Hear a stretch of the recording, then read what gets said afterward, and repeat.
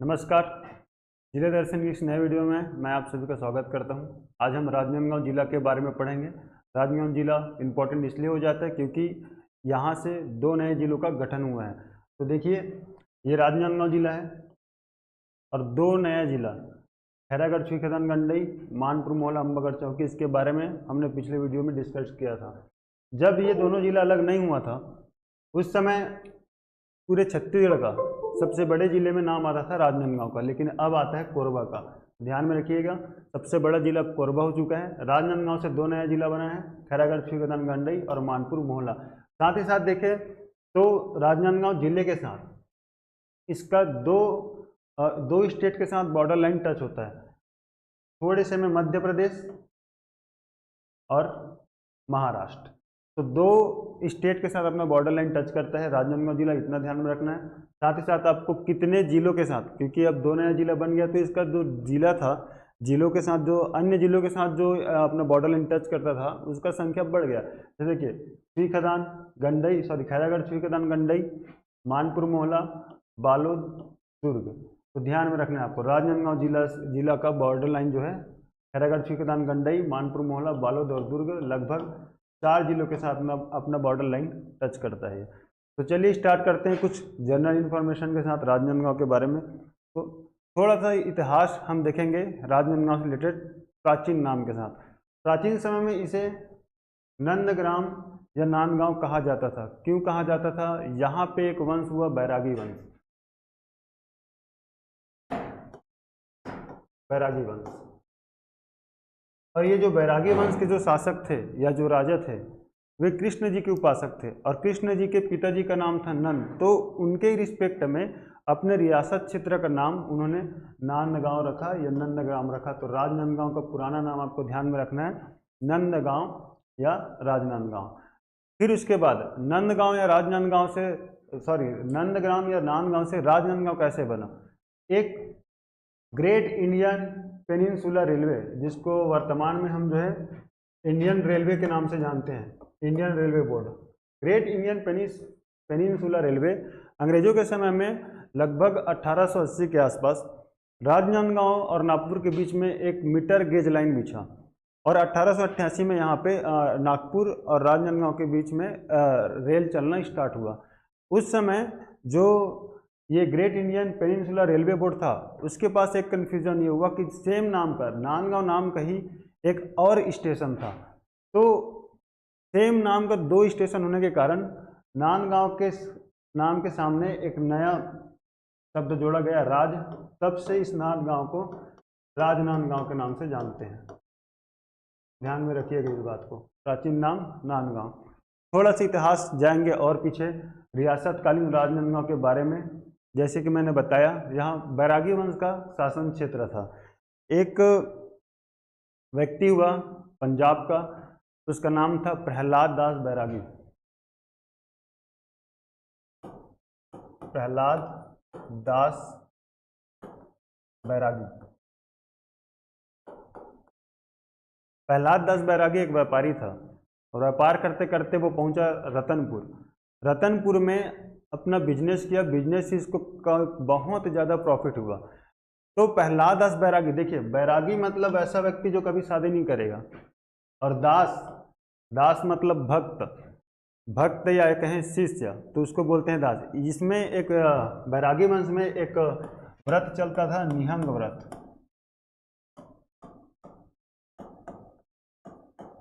इस निहंग व्रत के अंतर्गत बैरागी वंश के शासक शादी नहीं करते थे, तो इनके पास जितनी भी संपत्ति होती थी उसका उत्तराधिकारी होता था उसके सबसे निकट या उनके सबसे प्रिय शिष्य। तो उन्हीं में से एक शिष्य था महंत हरिहर दास बैरागी। ये प्रहलाद दास बैरागी का प्रिय शिष्य था। तो हरिहर दास बैरागी के पास जब प्रहलाद दास बैरागी का संपत्ति मिला, तब उस समय पांडादाह के जमींदार को कुछ पैसों की जरूरत पड़ी। तो वो पांडादाह का जमींदार हरिहर दास बैरागी के पास अपना पूरा जमींदारी गिरवी रख के कुछ पैसे उधार लिए, लेकिन समय से पैसा ना पटा पाने के कारण पांडादाह का जमींदारी मिला महंत हरिहर दास बैरागी को, और यहाँ से अपना बैरागी वंश का नींव रखा, ऐसा कह सकते हो आप। और बैरागी वंश का पहला राजधानी बना पांडादाह।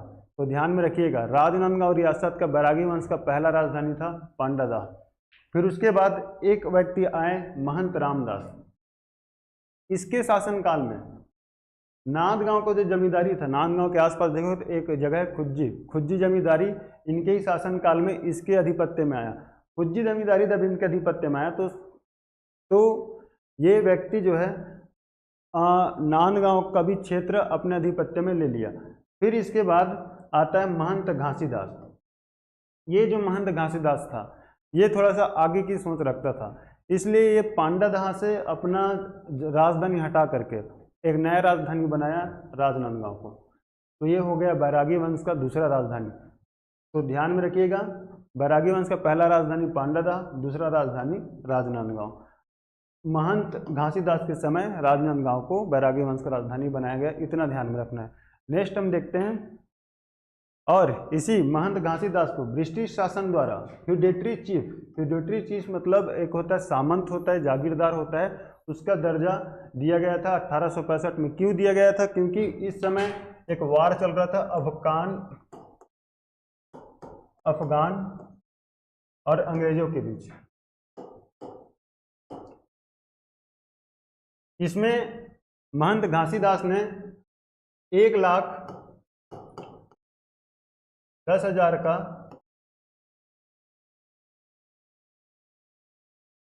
आर्थिक सपोर्ट दिया था ब्रिटिश सेना को या ब्रिटिशर्स को। तो उससे खुश होकर के ब्रिटिश शासन ने महंत घासीदास को फ्यूडेटरी चीफ का दर्जा दिया था। 1979 में एक आंदोलन चला, बेगार विरोधी आंदोलन। इसके नेतृत्वकर्ता आपको ध्यान में रखना है सेवता ठाकुर। कोई भी विरोध या कोई भी विद्रोह या आंदोलन चला होगा छत्तीसगढ़ में, उस आंदोलन के लीडर को आपको नहीं भूलना है। लीडर हमेशा क्वेश्चन में पूछा जाता है। 1879 में बेगार विरोधी आंदोलन चला राजनांदगांव में, उसका लीडर था सेवता ठाकुर, आपको ध्यान में रखना है। और राजा देखे इस बैरागी वंश के तो महंत बलराम दास। इसके शासनकाल में राजनांदगांव में काफ़ी ज़्यादा विकास हुआ, सार्वजनिक बहुत ज़्यादा ये विद्यालय भी बनवाए, छात्रवृत्ति सिस्टम भी इन्होंने लागू किया था, और बीएनसी कपड़ा मिल इन्हीं के शासनकाल में आया था 1892 में। रेल भी चला था राजनांदगांव से नागपुर के बीच, तो उस समय राजनांदगांव का शासक बलराम दास ही थे। तो इन सब विकास कार्य को देख करके ब्रिटिश सरकार ने इन्हें एक पद से नवाजा जिसका नाम है राजा बहादुर। बैरागी वंश का कौन सा राजा है जिससे ब्रिटिश सरकार ने राजा बहादुर के पद से नवाजा गया? तो ध्यान में रखना, महंत बलराम दास। इन्हीं के समय में बीएनसी कपड़ा मिल आया था, इतना ध्यान में रखना है। अब इस बैरागी वंश का अंतिम राजा का नाम दिग्विजय दास। ये अंतिम राजा हुए और इनका उम्र काफ़ी कम था, और भारत संघ में भारत की जितनी भी देशी रियासतें थी उन सारी रियासतों का भारत संघ में विलय करना था। तो उस समय राजनांदगांव की रियासत के विलय पत्र पर साइन किए थे रानी जयंती देवी। इनको नहीं भूलना है।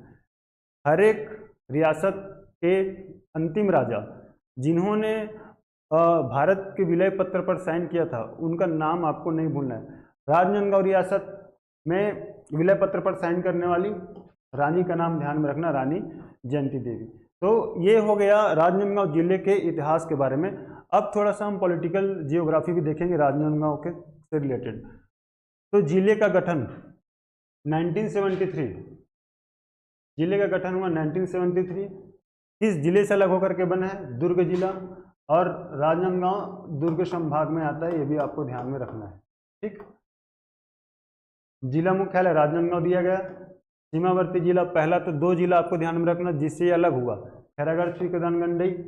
जो जिले अलग हुए राजनांदगांव से, खैरागढ़ छुईकेदानगंडई या केसीजी भी बोल सकते हो इसे, और मानपुर मोहला अम्बागढ़ चौकी। उसके अलावा दुर्ग और बालोद, कुल 4 जिला है जिसके साथ अपना बॉर्डर लाइन टच करता है ये राजनांदगांव जिला। सीमावर्ती राज्य 2 स्टार्टिंग में बताया था आपको मैप में, महाराष्ट्र और थोड़े मात्रा में मध्य प्रदेश। तहसील आपको ध्यान में रखना है 5, छुरिया, डोंगरगढ़, डोंगरगांव, राजनांदगांव, और ये नवीन है जिसको एलबी नगर बोलते हैं शॉर्ट में, लाल बहादुर नगर, ये नवीन तहसील है राजनांदगांव जिले का। विकासखंड लाल बहादुर नगर को यदि छोड़ दे तो चार तहसील और चारों तहसील जो है इसका विकासखंड है। नेक्स्ट देखते हैं हम नगर पालिका निगम। नगर पालिका निगम एक राजनांदगांव, नगर परिषद डोंगरगढ़, लोकसभा क्षेत्र सिर्फ एक राजनांदगांव में, और विधानसभा क्षेत्र है 4, खुज्जी, डोंगरगढ़, राजनांदगांव और डोंगरगांव। विधानसभा क्षेत्र 4, खुज्जी, डोंगरगढ़, राजनांदगांव और डोंगरगांव। लोकसभा क्षेत्र सिर्फ एक राजनांदगांव। ये फैक्ट्स आपको ध्यान में रखने, इलेक्शन आने वाला है। राष्ट्रीय राजमार्ग NH53 राजनांदगांव से होकर गुजरती है, इसको आपको ध्यान में रखना है। चलिए ठीक, नेक्स्ट देखते हैं हम फिजिकल जियोग्राफी या भौतिक भूगोल। प्रमुख नदी, पहले हम सिनवात नदी को राजनांदगांव जिले में पढ़ते थे, अब चूंकि राजनांदगांव जिले से अलग हो गए अम्बागढ़ चौकी, तो अम्बागढ़ चौकी के पानाबरस पहाड़ी से आने वाली ये नदी शिवनाथ नदी, इसकी कुल लंबाई है 383 किलोमीटर और छत्तीसगढ़ में 290 किलोमीटर का सफर तय करेगी, और साथ ही साथ छत्तीसगढ़ में बहने वाली सबसे लंबी नदी है ये ध्यान में रखना है आपको, बहने वाली सबसे लंबी नदी। उद्गम स्थल कहाँ है, तो गढ़चिरौली महाराष्ट्र, शिवनाथ नदी का। और देखते हैं राजनांदगांव व महाराष्ट्र की सीमा पर एक हाजरा फॉल, एक वाटरफॉल है जिसे हम हाजरा फॉल कहते हैं, दर्रेकशा गांव के पास है ये, इसको ध्यान में रखना। खारा रिजर्व वन संरक्षित, खारा रिजर्व वन एक संरक्षित वन है। मनकटा वन्य जीव पार्क या मनकटा रिजॉर्ट राजनांदगांव जिले में, इतना आपको ध्यान में रखना। मिनरल्स देखते हैं कौन कौन सा मिनरल्स राजनांदगांव जिले में मिलते हैं, किन किन जगहों पे। तो गोल्ड मिलेगा आपको टप्पा और पीपला कछार में, सीसा, करमतरा और चिचोला। फ्लोराइड, ये जो जगह यहाँ पे किसी भी प्रकार का माइनिंग नहीं होता, यहाँ पे केवल साक्ष्य मिले इन सब मिनरल्स का। फ्लोराइड मिला है चांदी डोंगरी, लामती डोंगरी और केवरा पानी, ये फ्लोराइड आपको ध्यान में रखना है। राजनांदगांव जिले में चांदी डोंगरी, लामती डोंगरी, केवरा पानी में मिलता है फ्लोराइड। क्वार्टजाइट बोर तालाब और अमलीडी में।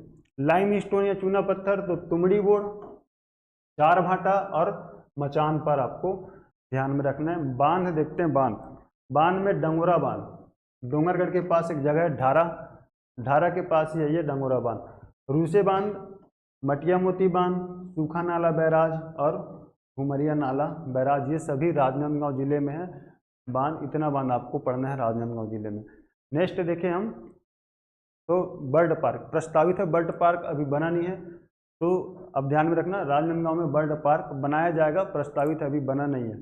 नेक्स्ट देखते हैं हम कुछ प्लेस हैं, टूरिज्म प्लेस है और कुछ पुरातात्विक प्लेस भी हैं, उसके बारे में देखेंगे।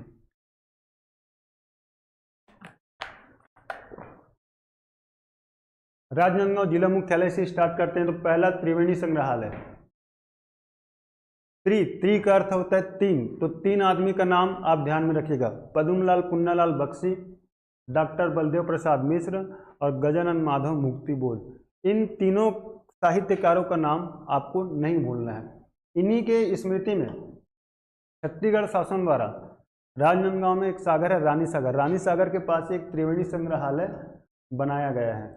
तो त्रिवेणी संग्रहालय कहाँ है, तो राजनांदगांव आपको ध्यान में रखना है। किनके स्मृति में बनाया गया है, तो तीन प्रमुख साहित्यकार डॉक्टर बलदेव प्रसाद मिश्र, डॉक्टर पद्मलाल पुन्नालाल बख्शी और गजानन माधव मुक्तिबोध। जो त्रिवेणी संग्रहालय बना है वो संग्रहालय कुछ टाइम के लिए गजानन माधव मुक्तिबोध का आवास भी था, तो इतना आपको ध्यान में रखना है। स्टेडियम देखें तो राजा दिग्विजय के नाम में दिग्विजय स्टेडियम है। आगे हम देखेंगे एक महाविद्यालय भी है इनके नाम से। 2014 में छत्तीसगढ़ का पहला इंटरनेशनल हॉकी स्टेडियम, प्रदेश का पहला इंटरनेशनल हॉकी स्टेडियम राजनांदगांव में बनाया गया। और 1909 में ठाकुर प्यारेलाल सिंह के द्वारा सरस्वती पुस्तकालय की स्थापना की गई, इसे आपको ध्यान में रखना। सरस्वती पुस्तकालय एक बार पूछा भी गया है क्वेश्चन, तो ध्यान में रखिएगा। सरस्वती पुस्तकालय किसके द्वारा बनाया गया था, ठाकुर प्यारेलाल सिंह। कहाँ है, राजनांदगांव में। 1939 में बदरटोला जंगल सत्याग्रह, नेता कौन थे, तो रामाधीन गोग, ये ध्यान में रखना। हर एक आंदोलन का आपको लीडर्स नहीं भूलना है। ये जो आप ठाकुर प्यारेलाल सिंह सरस्वती पुस्तकालय जिन्होंने बनाया था वो भी अभी आगे मजदूर आंदोलन के जनक बनेंगे, तो इनके बारे में ध्यान में रखना है। 1939 नेता रामाधीन गौड़ बदरटोला जंगल सत्याग्रह के लीडर थे ये। और 2010 में छत्तीसगढ़ का पहला किसान शॉपिंग मॉल, ये एक बार पूछ चुका है क्वेश्चन, हो सकता तो रिपीट भी कर दे, तो ध्यान में रखना। 2010 में छत्तीसगढ़ पहला किसान शॉपिंग मॉल, साथ ही साथ उसी 2010 में अप्रैल ट्रेनिंग और डिजाइनिंग सेंटर खोला गया राजनांदगांव जिले में। नेक्स्ट देखिए एजुकेशन इंस्टीट्यूट, अटल बिहारी वाजपेयी चिकित्सा महाविद्यालय 2014 में बनाया गया। बैरागी वंश के अंतिम राजे हुए राजा दिग्विजय, उन्हीं के नाम में है एक दिग्विजय महाविद्यालय। कमला देवी राठी, ये कन्या महाविद्यालय है, इसे ध्यान में रखेंगे। कमला देवी राठी राजनांदगांव में कमला देवी राठी कन्या महाविद्यालय। चक्रधर कथक कल्याण महाविद्यालय, हो सकता होगा राजा चक्रधर सिंह से क्वेश्चन बन सकता है, क्योंकि अभी उनके नाम से रायगढ़ में चक्रधर समारोह आयोजित किया जा रहा है, गणेश चतुर्थी जैसे स्टार्ट हो गया आज से। तो चक्रधर कल्याण कथक कल्याण महाविद्यालय राजनांदगांव और ललित कला केंद्र रायगढ़, ये दोनों में आपको कंफ्यूज नहीं होना है। चक्रधर ललित कला केंद्र ये रायगढ़ में है,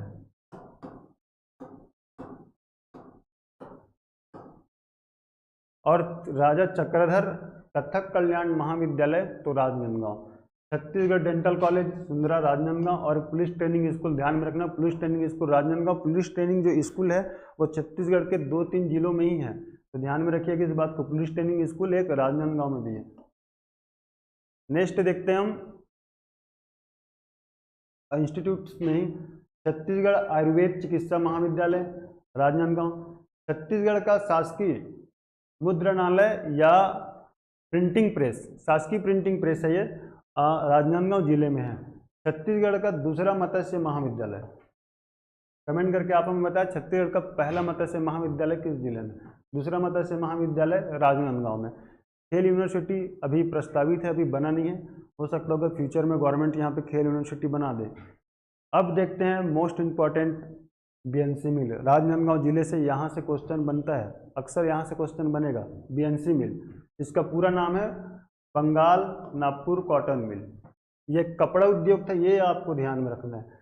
बीएनसी मिल कौन सा उद्योग था, तो कपड़ा उद्योग। तो 1892 में जेके मैकबेथ कंपनी के द्वारा एक इंडस्ट्री लगाया गया सीपी मिल नाम का। बीएनसी मिल का ये पुराना नाम है, ओल्ड नेम सीपी मिल। और 92 में इस्टेब्लिश करने के बाद 94 में यहाँ पे प्रोडक्शन स्टार्ट किया। प्रोडक्शन स्टार्ट करने के कुछ साल बाद ये जो सीपी मिल है ये लॉस में जा रहा था, तो लॉस में गया तो इस कंपनी को टेक ओवर किया शाहवालिस कंपनी ने 1897 में। शाहवालिस कंपनी ने, और शाहवालिस कंपनी के द्वारा इस सीपी मिल्स को नाम दिया गया बीएनसी मिल, अर्थात बंगाल नागपुर कॉटन मिल। ये आपको ध्यान में रखना है। बीएनसी मिल को सबसे पहले इसने कौन स्थापित किया था, जेके मैकबेथ कंपनी। उसके बाद उसको टेक ओवर किया शाहवालिस कंपनी, क्योंकि ये सीपी मिल्स लॉस में जा रहा था, और इसका नाम दिया गया था बंगाल नागपुर कॉटन मिल। ये दोनों टाइम आपको ध्यान में रखना है, 92 और 97। 92 में स्थापना किया गया था। नेक्स्ट देखते हैं हम इसी बीएनसी मिल से रिलेटेड मजदूर आंदोलन। बंगाल नागपुर कॉटन मिल में मजदूर आंदोलन हुआ था, छत्तीसगढ़ का पहला और सबसे बड़ा मजदूर आंदोलन था ये। इनके लीडर का नाम मैं बार बार बोलूँ, लीडर कोई भी लीडर का नाम आपको नहीं बोलना है, किसी भी विद्रोह से रिलेटेड हो। ठाकुर प्यारेलाल सिंह। इस बीएनसी मिल में लगभग 3 बार हुआ है मजदूर आंदोलन। पहला हुआ था 1920 में, प्रथम मजदूर आंदोलन छत्तीसगढ़ का 1920 में बीएनसी मिल में नेतृत्व करता ठाकुर प्यारेलाल सिंह। कारण क्या था, तो काम ज़्यादा और पेमेंट कम, अधिक कार्य और कम वेतन के कारण, और ये आंदोलन लगभग 36 दिन तक चला था। ये चीज़ आपको ध्यान में रखना है। और नेक्स्ट देखें 1924 में वापस से मजदूर आंदोलन किया गया। इसमें श्रमिक पर दमनकारी नीति, अर्थात काम का जो टाइम था 8 घंटे, तो उन्हें ज़बरदस्ती 8 से 12 घंटे काम कराया जाता था। तो उस समय दूसरा बार मजदूर आंदोलन किया गया था और तीनों बार का मजदूर आंदोलन का जो लीडर था वो ठाकुर प्यारेलाल सिंह था। इसको ध्यान में रखना है। पहली बार जब मजदूर आंदोलन हुआ तो उस समय हमारा प्रसिद्ध श्रमिक नेता, लेबर लीडर वीवी गिरी राजनांदगांव आए थे। ये चीज़ आपको ध्यान में रखना है। वीवी गिरी राजनांदगांव कब आए थे? प्रथम मजदूर आंदोलन के दौरान 1920 में। 1937 में मजदूर के वेतन में कटौती के दौरान तीसरा मजदूर आंदोलन किया गया। तो मजदूर आंदोलन आपको ध्यान में रखना है क्योंकि ये छत्तीसगढ़ का पहला और सबसे बड़ा मजदूर आंदोलन था। नेतृत्वकर्ता का नाम आपको नहीं भूलना है। नेक्स्ट देखते हैं हम कुछ टेम्पल्स हिल्स के बारे में। डोंगरगढ़, डोंगरगढ़ में एक राजा हुआ, राजा का नाम था कामसेन।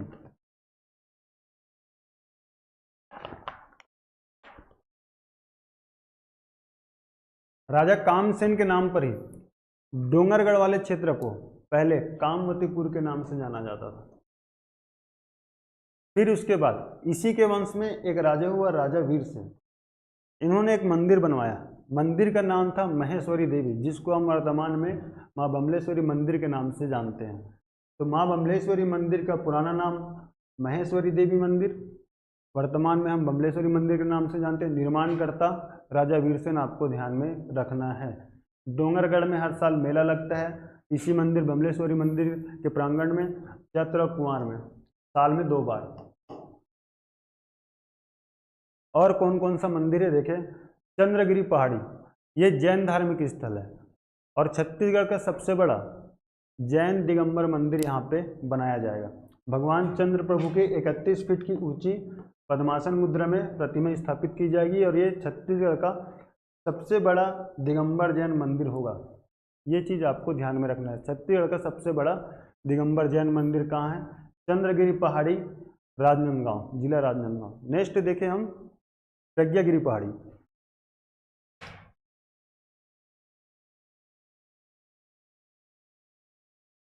देखिए ध्यान से, एक हो गया हिंदू तीर्थ स्थल, एक हो गया जैन और एक हो गया बौद्ध। 3 धर्मों का धार्मिक तीर्थ स्थल है राजनांदगांव जिले का डोंगरगढ़। बमलेश्वरी मंदिर की पहाड़ी, दूसरा हम पढ़े जैन धर्म से संबंधित जो पहाड़ी है चंद्रगिरी पहाड़ी, और तीसरा प्रज्ञागिरी पहाड़ी, है बौद्ध तीर्थ स्थल है। 30 फीट ऊंची गौतम बुद्ध की प्रतिमा। हर साल 6 फरवरी, ये डेट आपको नहीं भूलना है, 6 फरवरी को अंतर्राष्ट्रीय बौद्ध सम्मेलन का आयोजन किया जाता है डोंगरगढ़ में। और प्रथम बार प्रज्ञागिरी पहाड़ी पे बौद्ध सम्मेलन का आयोजन किया गया था 6 फरवरी 1992 को।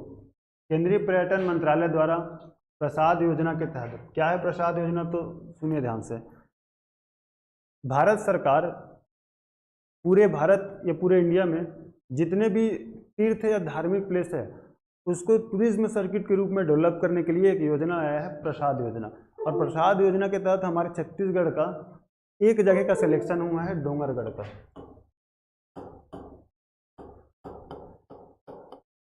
डोंगरगढ़ ये, तो इसे ध्यान में रखना। प्रसाद योजना के तहत डोंगरगढ़ को सेलेक्ट किया गया और इसको टूरिज्म सर्किट के रूप में डेवलप किया जाएगा। 9.5 एकड़ भूमि पर श्री यंत्र आकार की पीली ग्राउंड फैसिलिटेशन सेंटर बनाया जाएगा। फैसिलिटेशन सेंटर में आपको कॉन्फ्रेंस हॉल, मेडिटेशन सेंटर और तमाम प्रकार की चीज़ें वहाँ पे देखने को मिलेगा। ये जो श्री यंत्र है, देखिए आप इसको ध्यान से, हिंदुओं का धार्मिक स्थल, जैन का धार्मिक स्थल, बौद्ध, तीनों पहाड़ियों के बीच में श्री यंत्र बनाया जाएगा। आप यहाँ से कहीं से भी देखोगे श्री यंत्र आपको दिख जाएगा।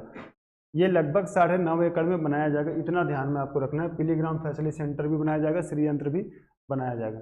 नेक्स्ट देखते हैं हम डोंगरगांव में साकर दहरा, ये मोक्ष धाम के रूप में प्रसिद्ध है। यहाँ पे फेमस मंदिर है सतबिहिनिया मंदिर। सतबिहिनिया मंदिर साकर दहरा डोंगरगांव, डोंगरगढ़ नहीं डोंगरगांव। देश का सबसे बड़ा क्षमता वाला डोंगरगांव विधानसभा क्षेत्र में 500 एकड़ में 1000 मेगावाट का सोलर एनर्जी प्लांट बनाया जा रहा है। स्टोरेज क्षमता वाला, देश का सबसे बड़ा स्टोरेज क्षमता वाला, ये ध्यान में रखना। 120 मेगावाट का बैटरी लगाया जाएगा, एनर्जी बैटरी, जिसमें डे में सोलर पैनल से बैटरी स्टोर किया जाएगा और नाइट में भी इलेक्ट्रिसिटी सप्लाई किया जाएगा। तो ये लगाया जा रहा है डोंगरगांव के क्षेत्र में, इसे आपको ध्यान में रखना है। नेक्स्ट हम देखें औद्योगिक या उद्योग क्षेत्र, तो डोंगरगांव में धनलक्ष्मी कागज उद्योग, केडेसरा में फूड पार्क, खैरजीटी में नवीनतम प्लास्टिक पार्क, इंदावनी में फूड प्रोसेसिंग पार्क, ये ध्यान में रखिएगा। पतंजलि, विजयतला में पतंजलि फूड प्रोसेसिंग पार्क और दीवानभनी में एबिस पोल्ट्री फार्म। इतने उद्योग आपको राजनांदगांव जिले में ध्यान में रखना है। इसमें ज़्यादा फोकस कीजिएगा पतंजलि फूड प्रोसेसिंग पार्क विजयतला में। नेक्स्ट देखते हैं हम प्रमुख व्यक्ति। तो प्रमुख व्यक्ति में पहला दाऊ दुलार सिंह मंदराजी, ये हैं छत्तीसगढ़ लोक कला नाचा के जनक। इनका जन्म स्थान है रवेली।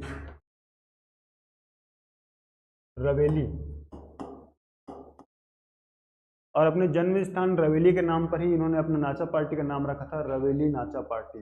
ये आपको ध्यान में रखना, क्योंकि अभी राजनांदगांव जिले से हैं और इसके ऊपर छत्तीसगढ़ का पहला बायोपिक फिल्म बनाया गया था मंदराजी। फिल्म से क्वेश्चन पूछा जा चुका है पहले भी पीएससी में कि पहला छत्तीसगढ़ का पहला रंगीन फिल्म कौन सा है या फर्स्ट फिल्म कौन सा है। तो ये छत्तीसगढ़ का पहला बायोपिक फिल्म है, ये ध्यान में रखना है। नाम था मंदराजी, किसके ऊपर बना है? तो दाऊ दुलार सिंह मंदराजी के ऊपर बनाया गया है। और छत्तीसगढ़ सरकार के द्वारा मंदराजी जी की स्मृति में लोक कला शिल्प के लिए दाऊ दुलार सिंह मंदराजी सम्मान दिया जाता है हर साल। नेक्स्ट देखते हैं हम खुमान लाल साहू जी, छत्तीसगढ़ के भीष्म पितामह बोलते हैं इन्हें, ये ध्यान में रखिएगा। छत्तीसगढ़ के पितामह दाऊ दुलार सिंह मंदराजी, भीष्म पितामह खुमान लाल साहू। जन्म हुआ था डोंगरगांव के पास खुर्सी टिकुल गांव में। राष्ट्रपति द्वारा इन्हें संगीत नाटक अकादमी पुरस्कार भी दिया जा चुका है। और मजदूर आंदोलन के नेतृत्वकर्ता ठाकुर प्यारेलाल सिंह हमारे राजनांदगांव जिले से थे। सहकारिता एवं मजदूर आंदोलन की इन्हें जनक भी कहते हैं। तो जिले दर्शन में राजनांदगांव जिला में हम इतने फैक्ट्स ऐड किए हैं, तो आशा करते हैं ये फैक्ट्स आपके काम आएंगे। और किसी भी जिले से रिलेटेड जो भी करंट अपडेट आपको जैसे जानना है, तो उसके लिए हमारा वीकली करंट अफेयर का वीडियो आता है, आप उसमें जाके देख सकते हैं। हम कोशिश करते हैं कि हर एक ज़िले से रिलेटेड अपडेट जो भी है उसमें एग्ज़ाम पर्सपेक्टिव से जो भी इन्फॉर्मेशन ज़रूरी रहता है वो सारी इन्फॉर्मेशन हम उसमें ऐड करते हैं। तो करंट अफेयर के वीडियो और जिला दर्शन के इस वीडियो को आप मिस मत कीजिएगा, आने वाले हर एक एग्ज़ाम में काम आएगा। Thank you so much.